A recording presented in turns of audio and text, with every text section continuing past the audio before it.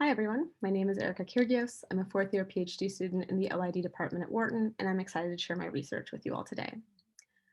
To get us started, I want you to imagine that you open up your inbox and at the top you see an email with a subject line seeking your feedback. And the email comes from a former student, Abigail Miller, and she writes, "Hi professor, I hope you're well. As a young person with dreams of a career in business academia, I'm writing to ask if you'd be willing to read over my personal statement for graduate school and share some feedback." Or maybe Abigail sends a slightly different email saying, "Hi, professor, I hope you're well. As a young woman with dreams of a career in business academia, I'm writing to ask if you'd be willing to read over my personal statement for graduate school and share some feedback." So if you'll notice, these emails are identical, except that in the email in blue, Abigail refers to herself as a young woman rather than referring to herself as a young person. And in today's talk, we're going to explore the consequences of Abigail's choice in the email in blue, the consequences of explicitly mentioning one's underrepresented identity in a request for help. Prior research would suggest that Abigail's choice is going to hurt her. She's going to be less likely to receive the help that she seeks. And that's because several decades worth of audit studies have shown that subtle cues of demographic identity often lead to discrimination. So in other words, when people can infer your identity from, for example, a name or a photograph or an extracurricular activity, you're going to be more likely to be discriminated against if you're in a marginalized identity group.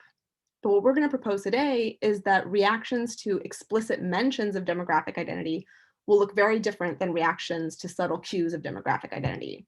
And in particular, we're going to suggest that Abigail's strategy is going to work. She's going to be more likely to receive help than if she hadn't mentioned her demographic identity. And we think this is the case because when you highlight your identity, you're not just making your identity salient, you're also making the potential for discrimination salient. And we know that people feel a strong motivation to control or avoid prejudice reactions. That's because it feels very aversive to think of yourself as sexist or racist.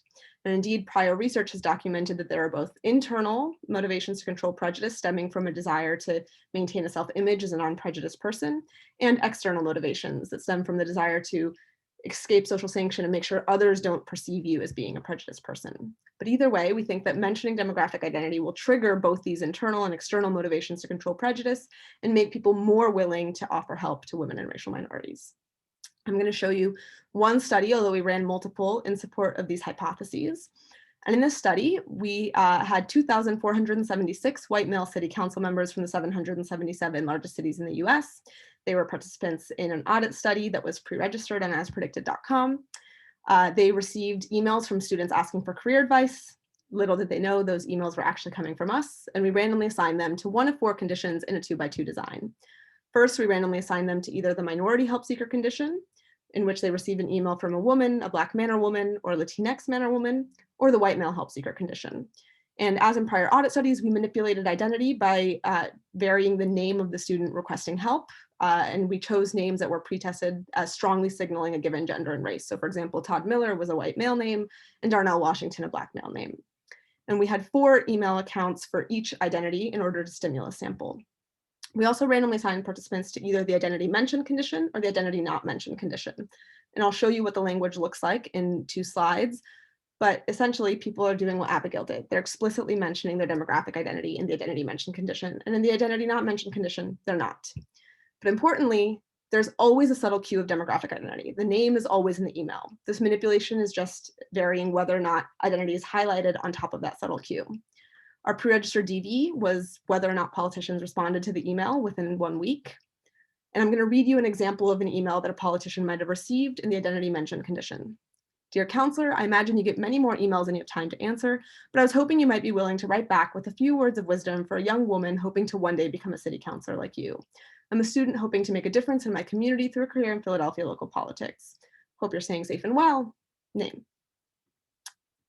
So for white male help seekers, there was virtually no effect of explicitly highlighting demographic identity. If anything, it was directionally negative.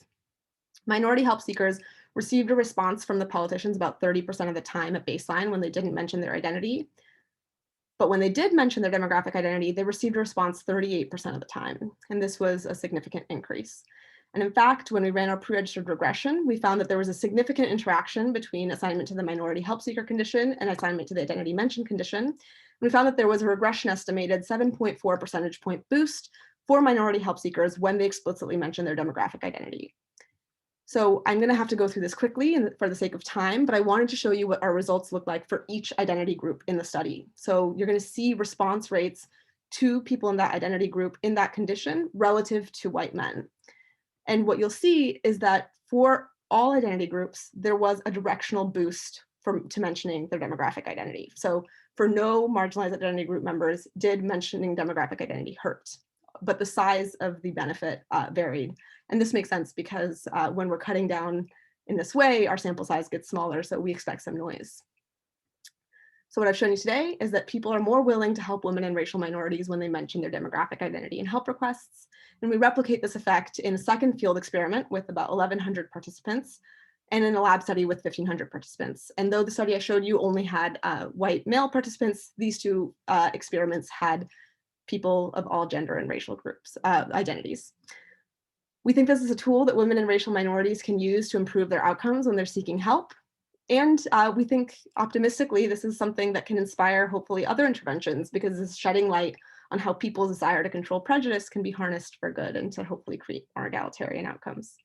Thank you all for listening, and thank you so much to my co-authors.